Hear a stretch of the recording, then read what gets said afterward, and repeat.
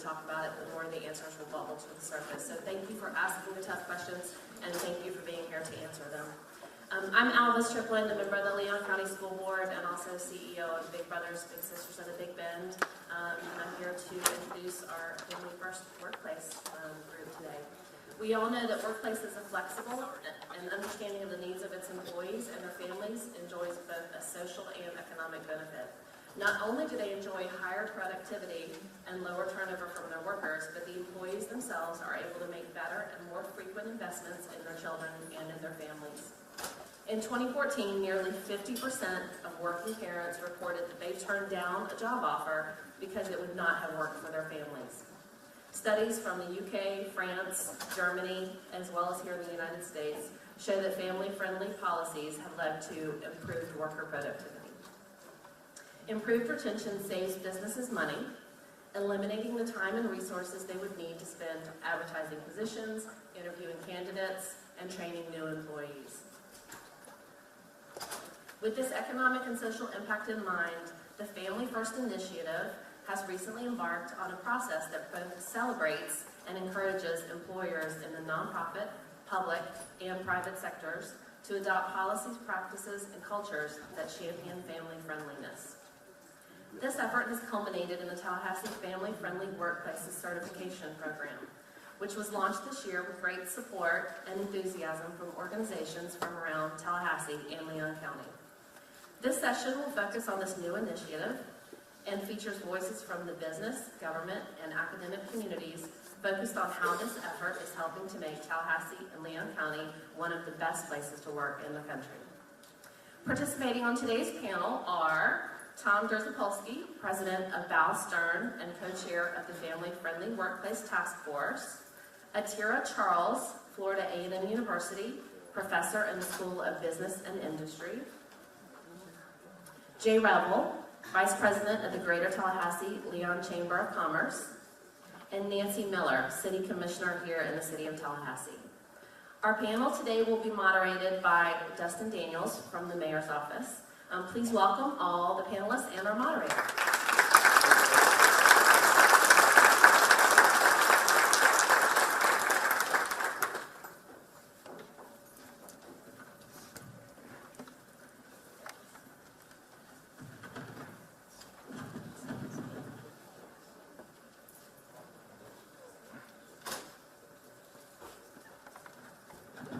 Thanks, everybody.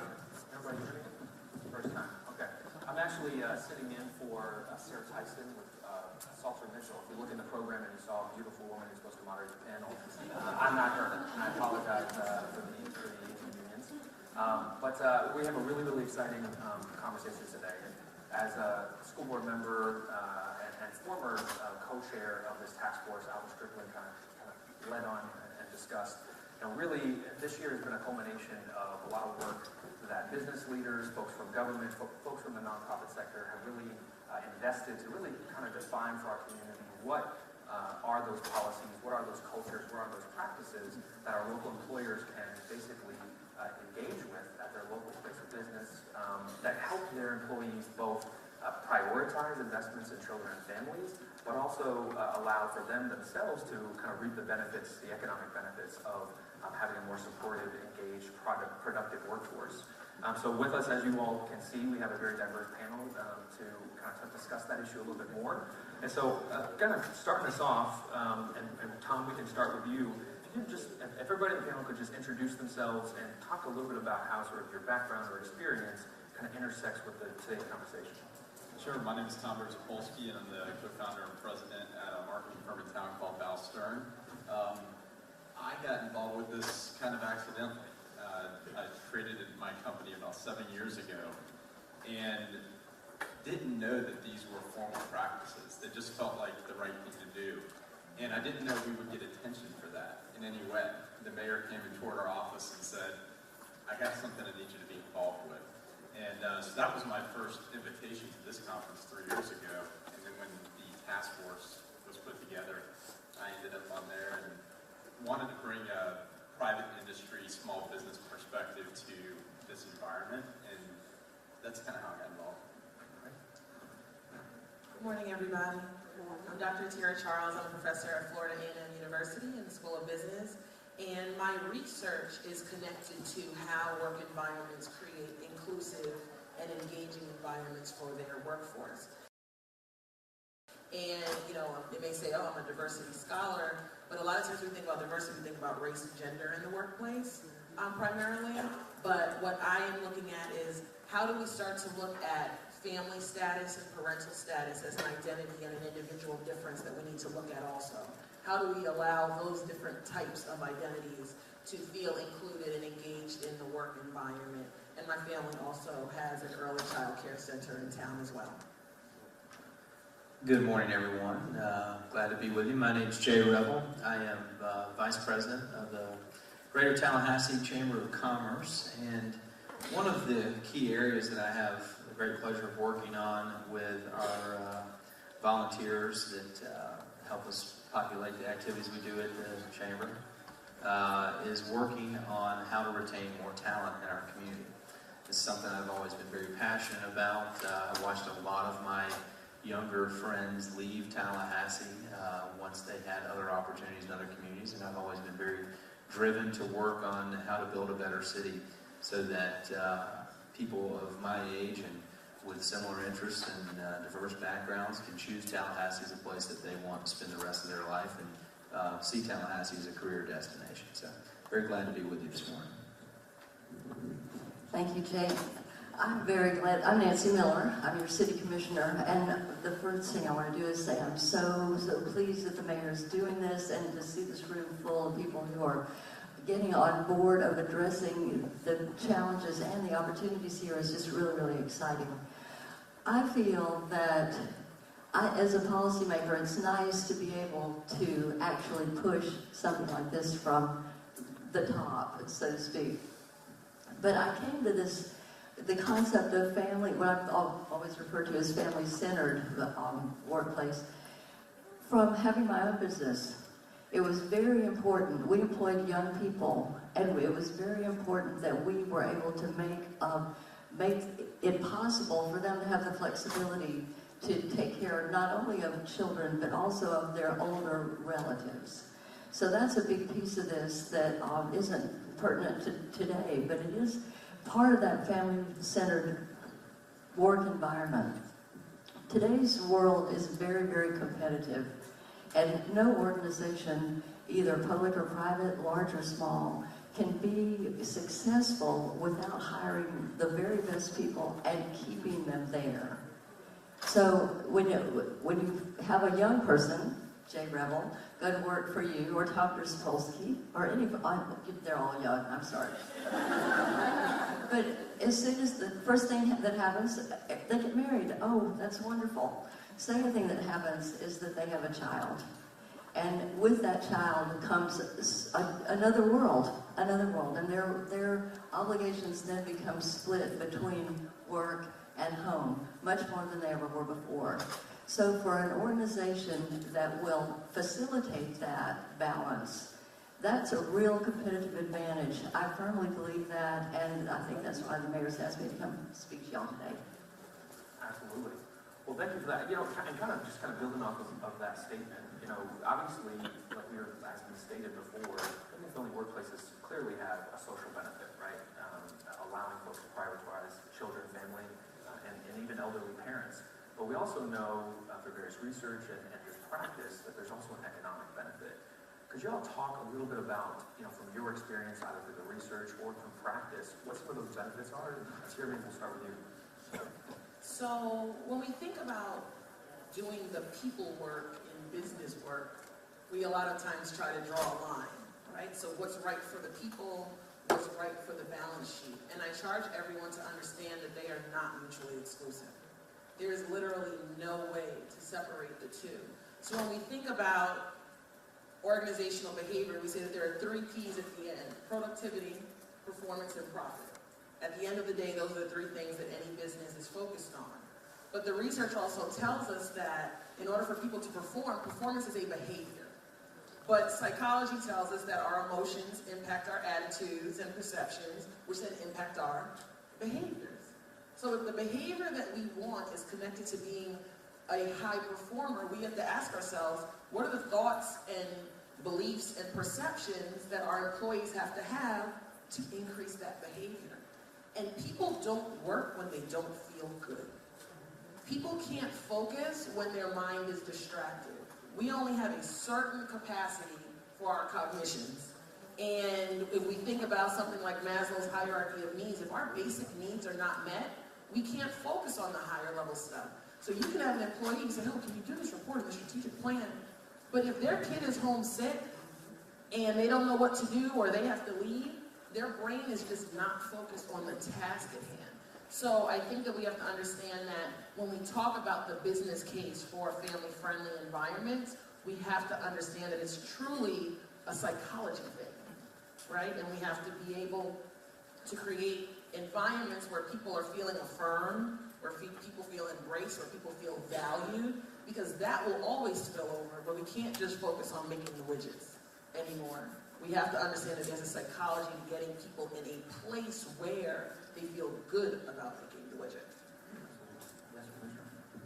To me, it really just comes down to the stresses that people have to face every day. And if you have folks who are stressed because their child is sick, or because my big pet peeve is healthcare, is child care centers.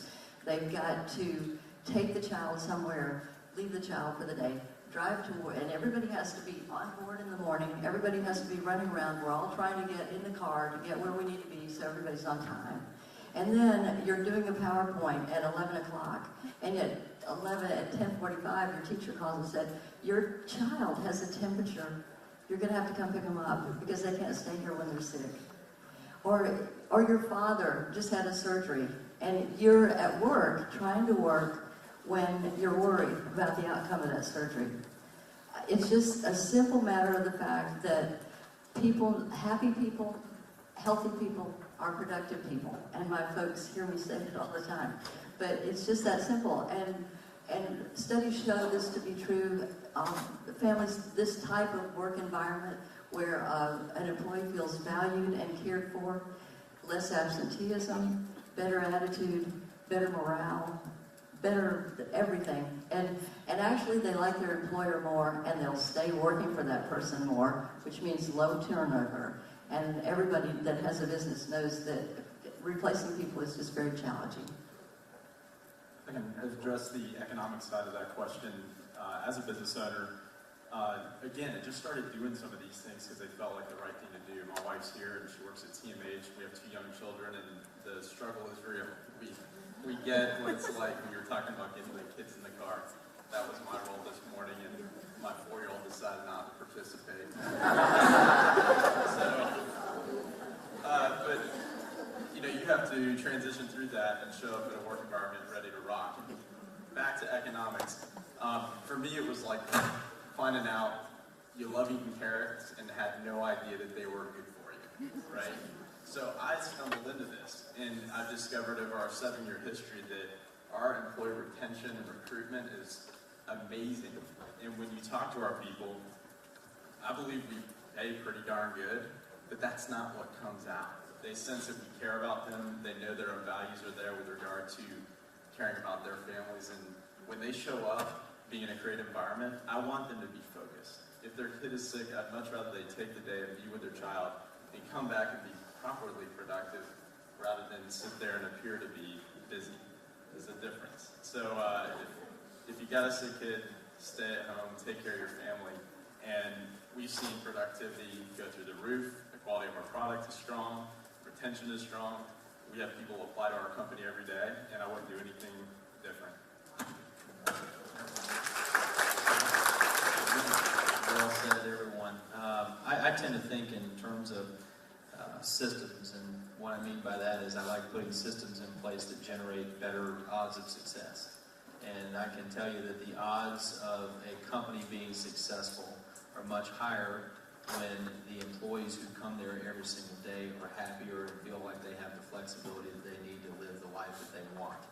And in order to do that, you need to put them in positions where they can achieve that on a daily basis. And so if you can put yourself as an organization in a place where those people have a higher odd of being successful each and every day by having the higher odd of having the flexibility they need to live that life they want, your company's odds of being successful are only going to go up. And we continue to see that at the Chamber of Commerce, where we spend a lot of time each and every week going and visiting companies and meeting with CEOs and learning about what they're doing to find success, particularly in today's marketplace where you have more and more millennials making up the workplace and the workforce.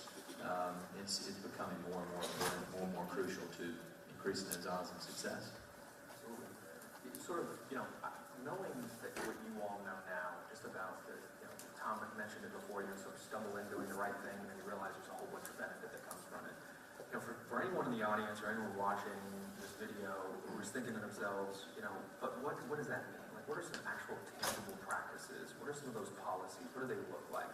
Because there are people who may think that these are just white collar kinds of jobs we're talking about, or it could be just office jobs that we're talking about. We know that there's a breadth of things that are being done currently in this community and elsewhere, and we know that what we're trying to do is kind of lift up a playbook, if you will, for folks to potentially participate in. So, from your perspective, what are some of those examples?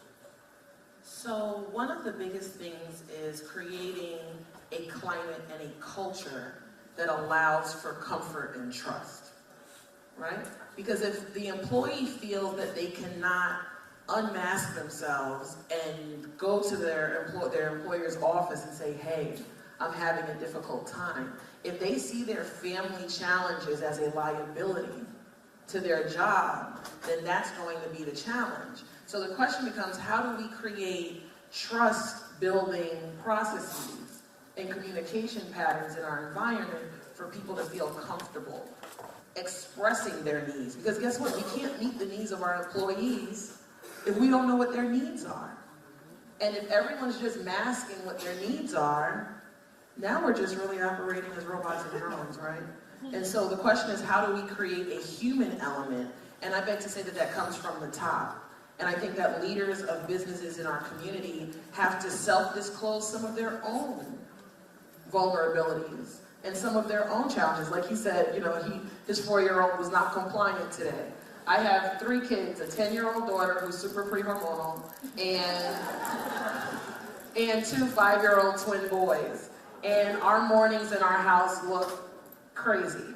And so when I'm speaking with people and I'm working and collaborating, I share that reality.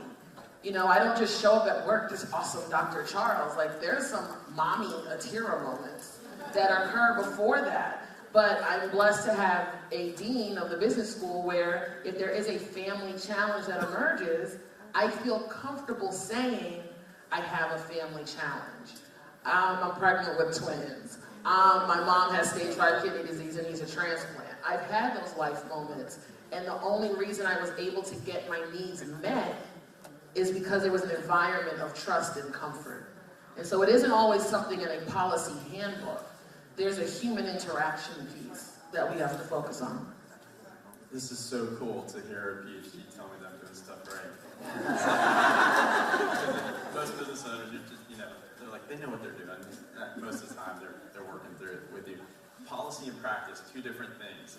You could have all the policies in the world, but if the practice isn't there, and what I mean by that is the culture, then it's just a piece of paper and a binder on a shelf. And so I think it's important. We're going to kick off in year 3 of this effort, a mentorship program where I will seek out other businesses and try and connect with them and share thoughts. I think it's important that that is always exercised from the leadership down. So I try to leave work every day at 5 because if I don't, no one else will. And and I own a private company, so I get to make up some of the rules. And I don't want to get the wrong impression, but when people are hired, I let them know what my priorities are. My faith, my family, work is how that ranks, and work is a distant third of the first 2. So when someone says, Junior's sick today, I can't make it, or can do this, I'm like, it sounds like you're talking about number 2, which comes number 3, so get it done. I got a text on my watch a second ago that my daughter, who's 20, made me a grandfather. I didn't just find that out, by the way.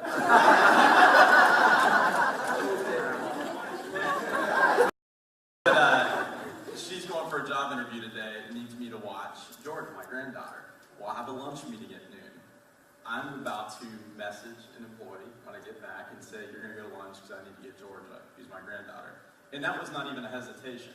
The lunch is important, but I cannot compromise my priorities and my values and put a good, example for it. So I think it has to start at the top, and practice is more important than policy. HR directors scare me to death.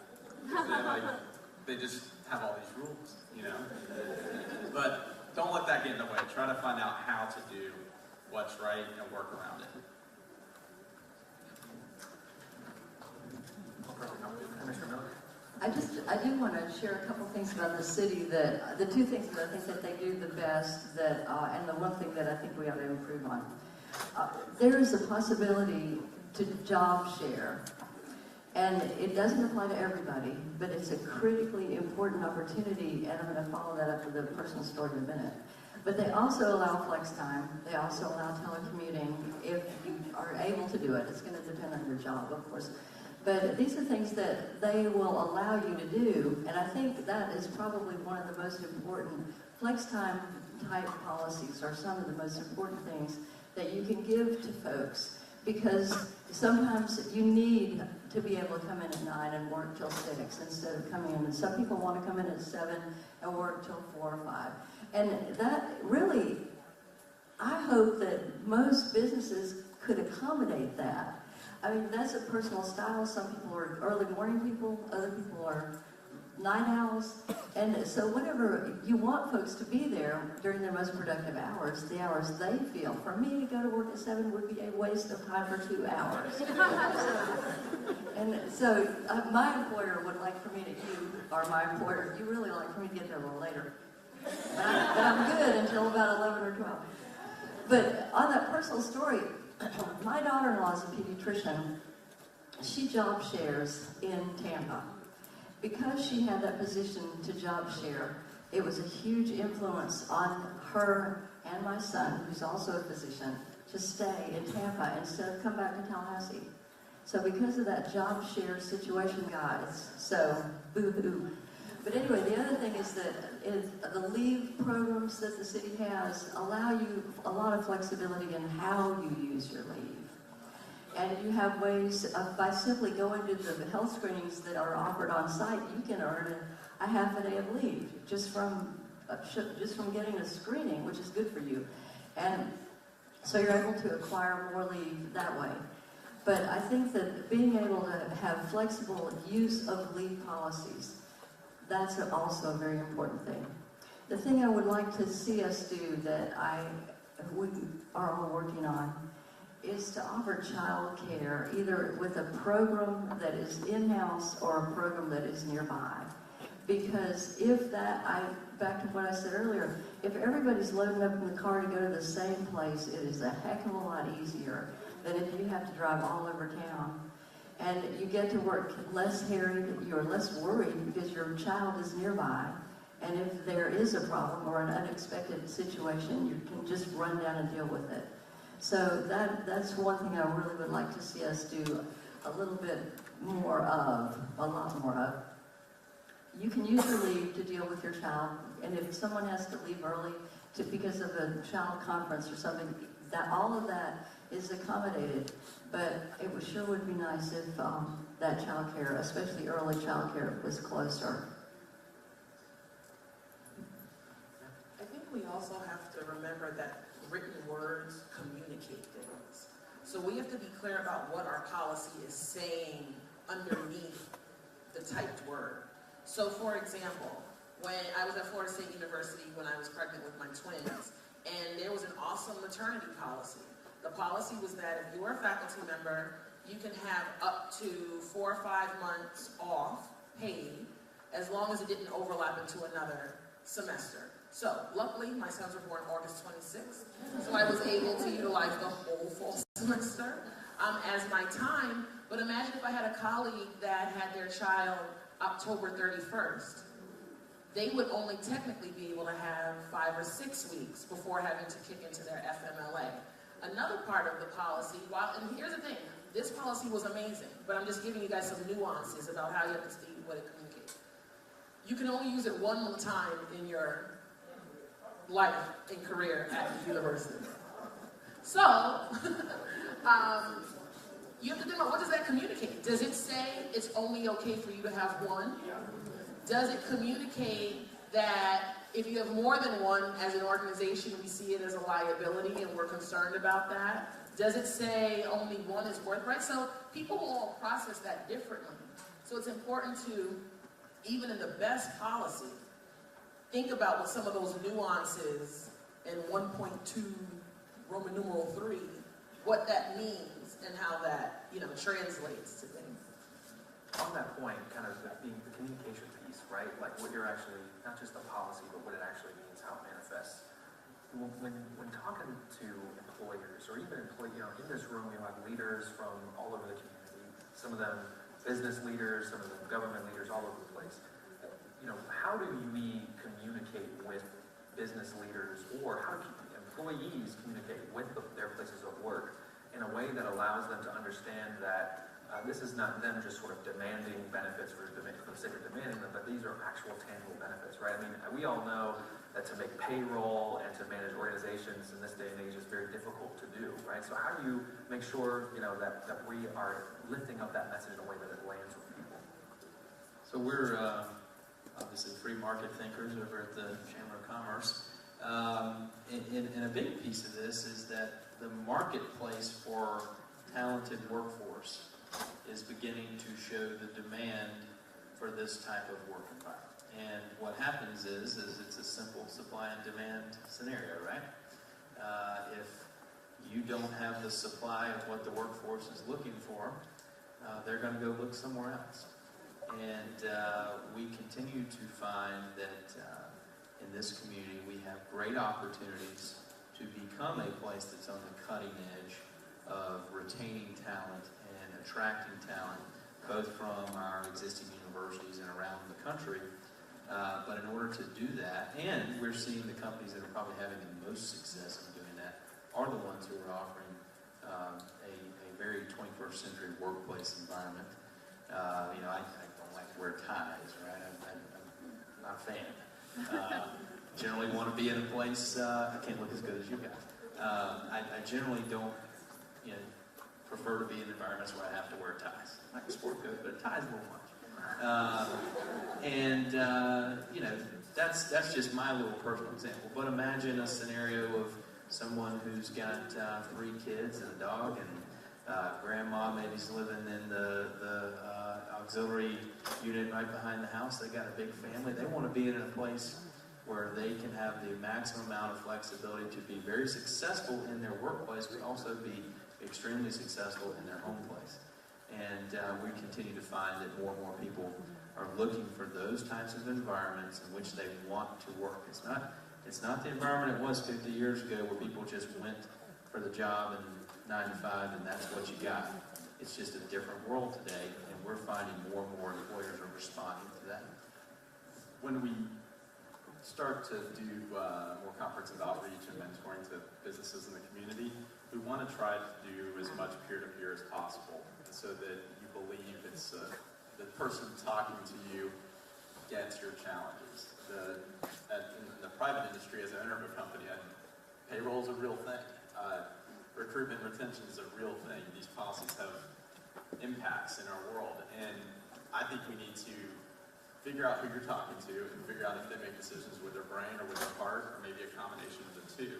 So if you are a brain business, bottom line, spreadsheet kind of person, then I'm going to talk to that business in a way that talks about the economic benefits, the productivity, how it'll improve their performance in their business and increase retention, and then also layer in some of the other things. But just like I said about the HR director, to approach private industry, somebody who's struggling every day to stay in business, and then start talking about flex time and half days and extra vacation and 4 months of maternity leave, is just, they shut down because they can't get there with you.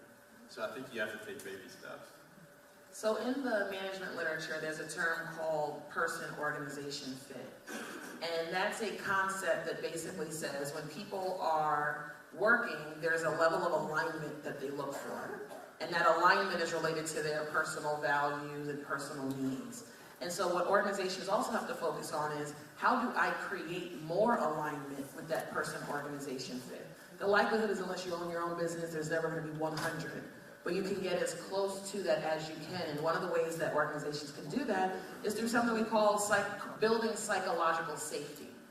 So when an employee believes that they are psychologically and emotionally safe in an environment, they're more committed, they have less turnover, they have higher job satisfaction, but here's the one I love the most, they have higher life satisfaction, right? So when they feel that they are aligned with their work environment, the more aligned they are, the more emotionally and psychologically safe they become, and then the better the psychological contract is between the work environment and the employee.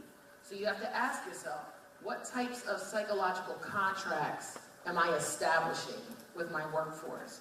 What kinds of things am I building and creating that is allowing for people to feel more emotionally and psychologically safe? So talking before, before we, when we were preparing for today's session, we had a little conference call to make sure we are on the same page. And Dr. Charles, I think it was you that mentioned something, really important just about, when we're talking about family-friendly work policies. I think we've kind of just dusted off what we mean by policies, practices, cultures. What do we mean by families when we say, that we want to create a community where workers can prioritize investments in their children and families? What does that mean to you? So, yeah, and that was an important one. The crazy thing is, when we had our phone call, I was literally 1 hour off of a 17-hour flight from South Africa. And so I was like, Dustin, bear with me. I hope my brain is on. But the one thing that I did feel very strongly about, which you brought up, was we have to be very clear with the audience about family not being unidimensional. There are so many definitions of what family means. And if we only, within our own set of biases, because we're all human, so we all have biases. Let's just all say, I got a bias. Okay, let's own it. That's the first step, okay? We all have our own biases around what family means. And there could be a family that is a high income, 2.5 kids, white picket fence. Their kids go to private school, and their kids are in all the different extracurriculars, and they go on multiple family vacations, right? There's that family. And unfortunately, in our world, that's typically where our bias lies and how we define family. But it could also be the 72-year-old grandmother that has low income and is just on her Social Security and has 3 kids under 10 that she's raising. It could be the same-sex couple that just adopted 3 children and they're a family, right? So there's the single dad who unfortunately maybe lost his wife and now he has to navigate this journey. So as we think,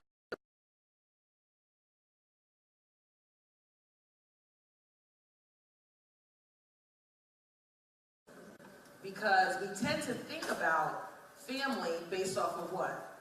Our own, right? But we have to own that privilege. I'm very clear that the family that I have is from a privileged perspective, right? My kids have a mom who's a professor, and a dad is a business owner, and a grandmother who's a business owner, and we go on family vacations, right? So when they even think, it's very important for us to even communicate to the children that be clear, your circumstance is exceptional, right?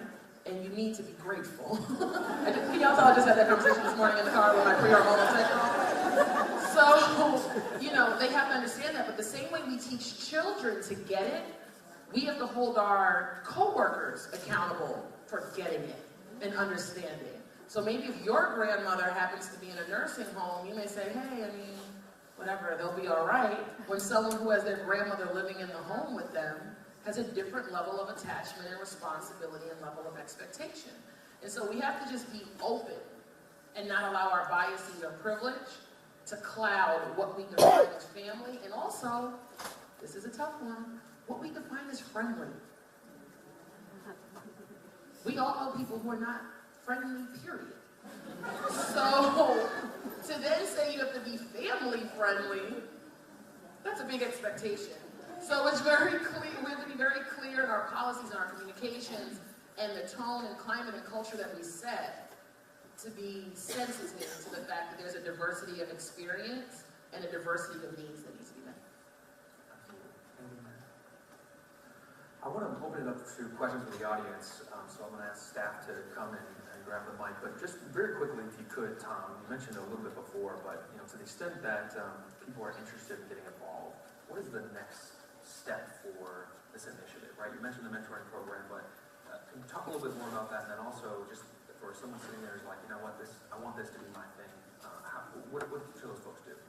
Yeah, I mean, from an operational perspective, we meet about once a month over lunch. Usually at City Hall or someplace that has convenient parking. And so in year 3, what we're going to focus on is the mentor program. And so we would like to invite everyone back who's participated in the first 2 years. But if you're in the audience today and this subject matter interests you, connect with the initiative and start to come to our meetings and learn about some things we're doing, on a tactical level to engage businesses. Because on our committee this past year, we had huge organizations, the Department of Health, and TMH, and major employers, all the way down to Grassland Brewery and my company with 33 employees. And it really takes everyone because perspective matters and situation matters, and we want to have solutions that are generated by people out there with the boots on the ground. So if you're sitting there and this is interesting to you and you recognize the importance of it, we need everyone to be involved. We want to try and connect with as many businesses in year 3 as possible so that we have 300 participants next year. Absolutely. Absolutely. Open up for questions from the audience. Okay. Yes? No one has the mic? No respect? I'll repeat your question. This is maybe Tom, but my question is, how has this practice of yours affected your reward system? And maybe a little bit about balancing between family friendly and the employees who are single and may not have as many outside commitments. How has that affected your life? Well, one of the things that this is wrapped up in, I think, is work-life balance. So we try to ensure that whether you're right out of Florida State or FAMU and you've joined the team, or Tallahassee Community College and you've jumped on the team, that we respect your life outside of work. So we want to make opportunities for everyone. Monday morning at our meeting, we recognize that Friday for many people is Good Friday, and they practice their faith. But while saying, if you are going to participate in religious activities on Friday, let us know so we can make accommodations and understand your schedule. I was quick to say, many of you may not practice in this way, and if there are times throughout the year that are important or significant to you, let us know as well. So those are just some ways that I think culture and treating people with respect, it doesn't matter whether you have kids or you're single.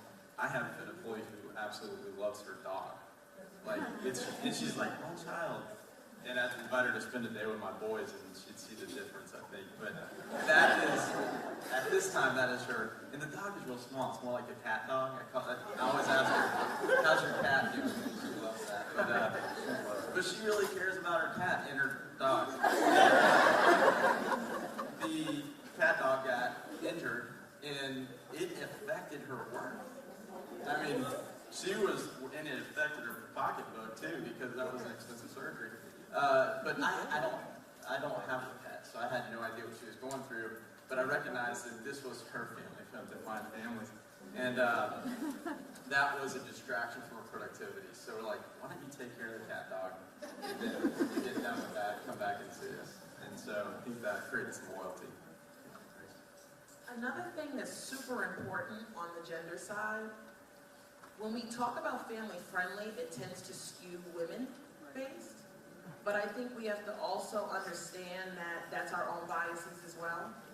Because there are plenty of dads in this room that are doing 50% or more on the caregiving side. And when we are doing, what I notice sometimes with some of my clients, I'm a diversity consultant also. When I work with some of my clients, they'll say, oh, well, Dr. C, we created this program for the women. I said, it's for families. So what if there's a husband that needs that? How do we translate? Oh, well, I assume that, the moms are the ones who, right? So we have to be careful of those little nuances. I'm very clear, my husband has 50% or more on the caregiver side in our family, probably just due to personality alone.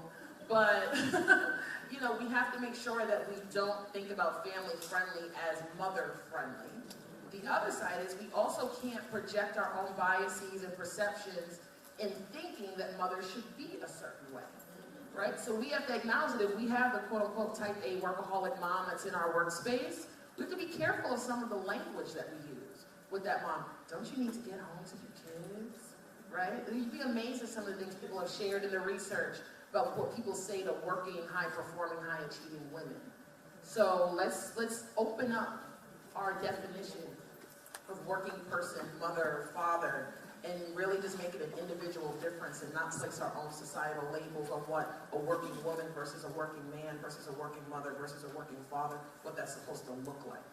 And just allow people's experience and journeys to just be and respond to what their individual things are. Other questions? Yes. So I don't have a mic, but I'll just speak out. My name is Claudia Blackburn, the health officer for the Leon County Health Department. And we've been experimenting for the last couple of years with bring your baby to work policy for the first 6 months if the mom is exclusively breastfeeding. And it's the right kind of job to be able to do that. And we have supervisor support and a lot of buy-in. I'm just wondering, there is a business case for breastfeeding. We have a breast policy coalition or committee, and I know that some of the members are here. They're really working to educate employers about the benefits of allowing breastfeeding at work or supporting breastfeeding. And I'm just wondering how you all feel about that and what your experience is with that. Well, I can speak to that. Right? So, I'll tell you a quick story because I know we're getting pinched on time. In our original office, as our company grew, this little 1,200 square foot, 1 bathroom, 3 offices, and we grew to have 2 or 3 people per office. It started to get cramped in there. I had a young lady return from maternity leave, and I went to the restroom one day. There was only one remembering. There was a chair in the restroom. There's not usually a chair in the restroom. And I thought that was bizarre. And so I asked my business partner, Kelly, I was like, what's with the chair in the restroom? And they said, well, this person is pumping, and that's where she goes. And I thought, I don't know about this subject because this is all wrong. Everything on my radar was like, bad, this is not good. And so I spoke with the team about how we could make this a more comfortable situation, and her office that she shared just didn't have a lock on the door. And her coworker, who is a female, didn't mind moving to the conference room and working, you know, for the time that it took for her to pump. So it was just as simple as putting a lock on the door, and it got her out of the bathroom. So I just know that from a physical space perspective, that could be challenging for different businesses, but simple solutions like a $6 lock can, you know, help you achieve that. And I'm one who believes data, so the health of the baby and that entire benefit package, I think substantiates, you know, trying to make it happen. Mr. Miller, did you? Well, first of all, I want to really give a shout out to Claudia Blackburn. She's done a phenomenal job with this. And we're going to have an offline conversation about how we can do it even better at the city. What we've done as a city is to provide lactation rooms for people to go in just about all the facilities. There's a place where people can go and nurse in private. In my aide, my first aide actually went home after the first 4-year term because she wanted to go back to her child and take care of her. She felt it was very important for her to be there because the baby was born in year 2, and so she had this basically 3-year-old, and she said, you know, in another term she's going to be 7 and in school. That's how important it is to people. And so, but before that, she would occasionally bring her baby to work. And when she first asked me about that, it was, talk about a distraction. I mean, but it was so easy. I mean, the baby was very young. She nursed her. She slept. She'd play quietly. Her mom was right there in the room. So I was surprised at how well it did go. And I'd like to hear more from Claudia at some point about how they do accomplish this because, you know, you've got your little kid there. I mean, if your baby's crying, you can hear it a mile away, but if it's somebody else's baby right next to you, it doesn't really, I don't know about y'all, but it doesn't bother me. I can listen to it all day. It's not my baby.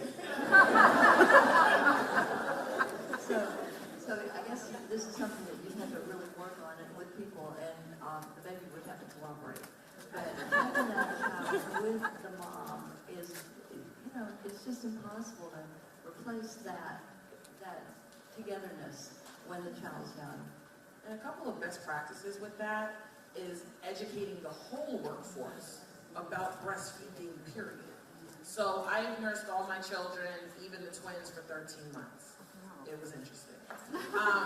But little things like, if you're traveling for work, here's certain things companies don't think about. So if you have a mother who travels for work and pumps and keeps her milk in her little freezer bag that she walks with, but has to mail milk home, in theory, she should not have to pay for that FedEx herself, right? So there are companies now that are saying, oh, mothers who have to ship their milk home while they're away on a work engagement, we'll cover that. If we cover any random piece of paper, we should be able to cover the thing that allows our mothers to feed their children. You know, and I think we also have to take some of the stigma off of it. They're breasts and they create milk. Let's just all say it, right? And if we can take the stigma off of that, this discomfort about it, so it really becomes an education and awareness piece for the employees. The women know what they're doing, we know. But it's for everybody else to understand. Is this making you uncomfortable? I am learning an awful lot. Breasts make milk, okay? Anyone who's thinking about having a family soon. That's great, carry on. So it's one of those things that when you talk about diversity things, you can't just talk to women and people of color, you talk to everybody. Talking about breastfeeding is not just about women and mothers, because I think we also have to model to other women coming up through their career that they can be a working woman that also feeds their babies milk from their breasts. Okay? We're going to end on that note. Our amazing panel.